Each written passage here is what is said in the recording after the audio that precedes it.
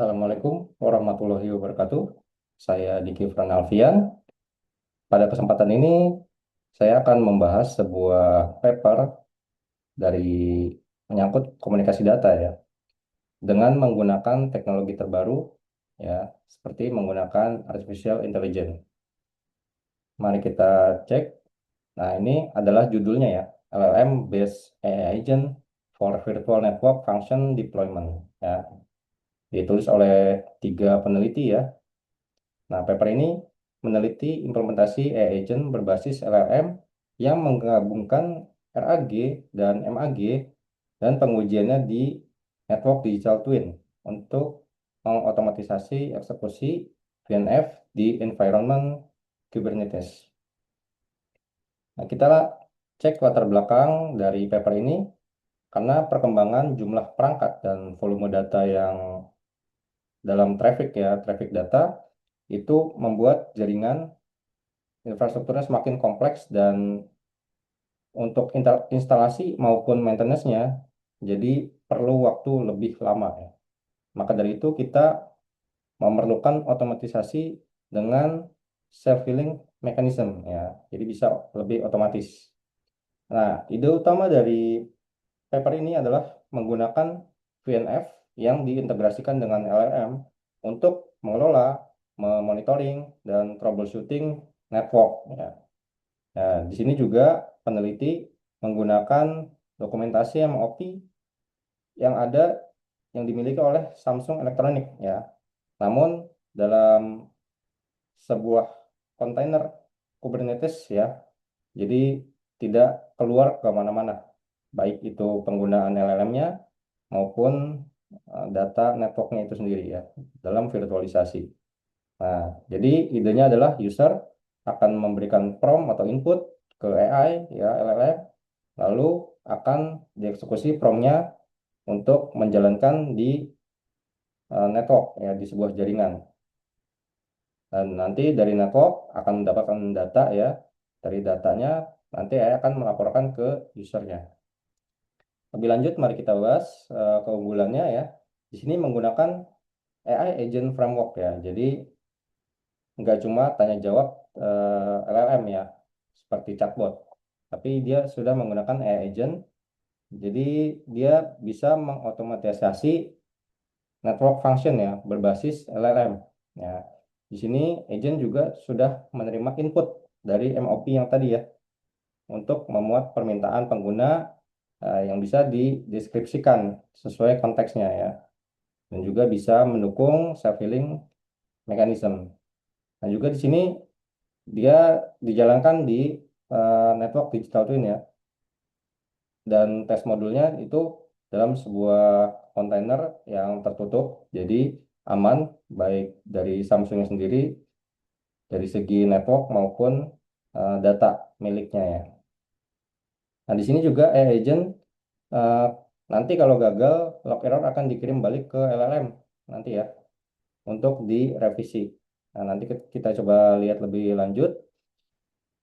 Nah, di sini juga ada penerapan RAG ya.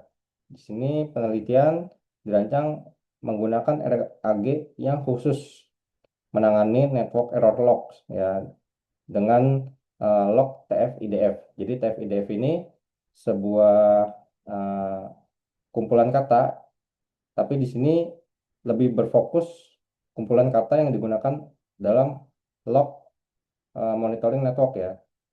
Jadi lebih relevan, bukan kata-kata yang umum digunakan ya, TF-IDF yang biasa.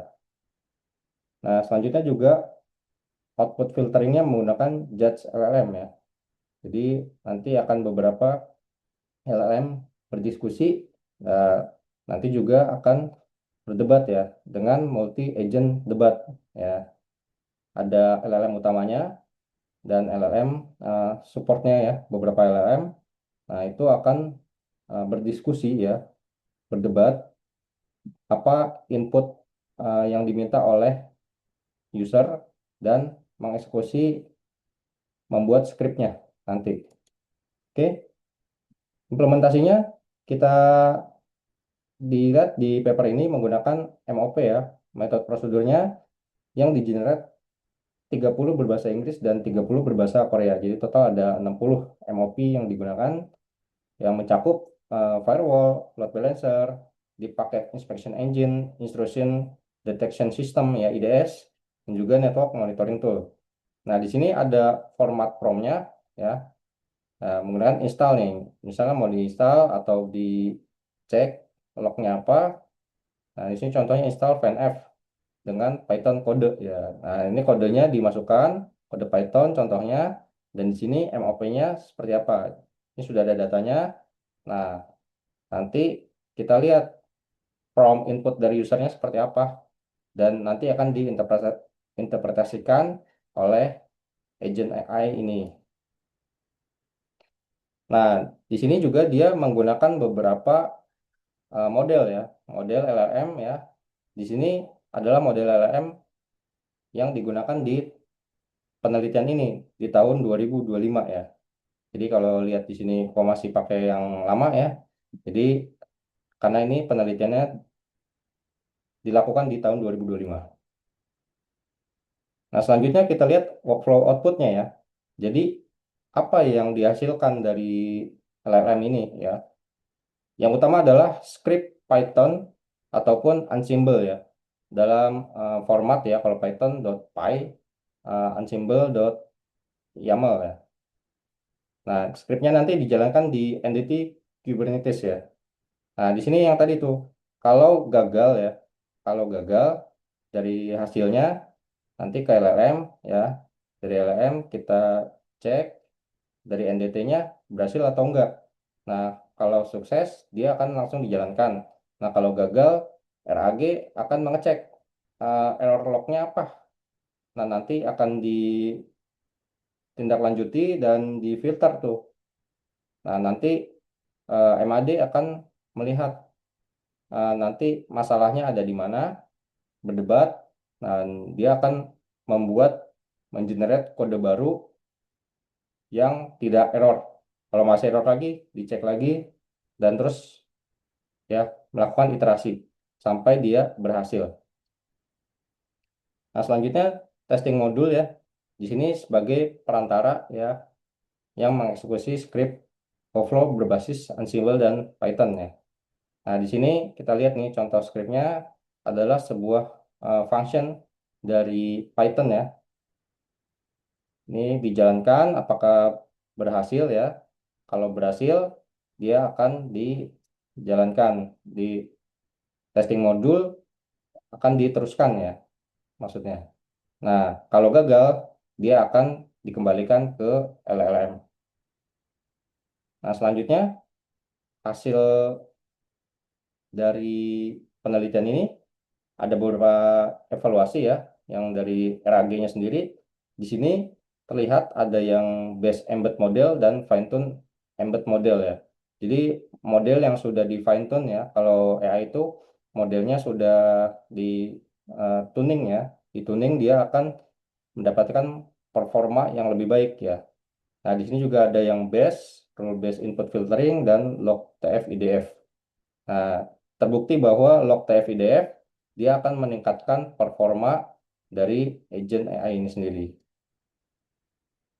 Nah, di sini juga ada beberapa LLM ya yang dibandingkan.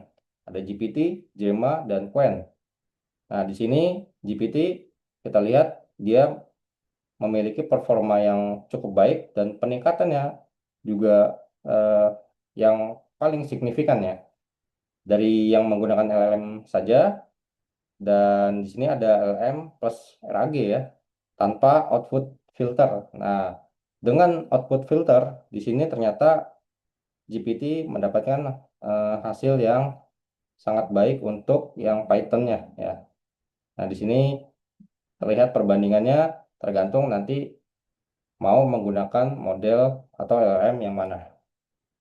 Nah, di sini juga perbandingan success rate ya, tiap model LLM ya. Ini secara keseluruhan. Kalau yang tadi hanya tiga saja, ini secara keseluruhannya ya, baik itu dari generate kode Python ya maupun kode Ansible ya. Selanjutnya di sini ada success rate untuk FANF ya, penerapan FANF-nya. Yang 5 segmen tadi Ternyata di sini untuk firewallnya sudah sangat baik di atas 90%, dan di security yang lain di IDS ternyata dia masih di bawah 70% ya. Tapi overall di sini sudah cukup baik, rata-rata sudah 70% ke atas.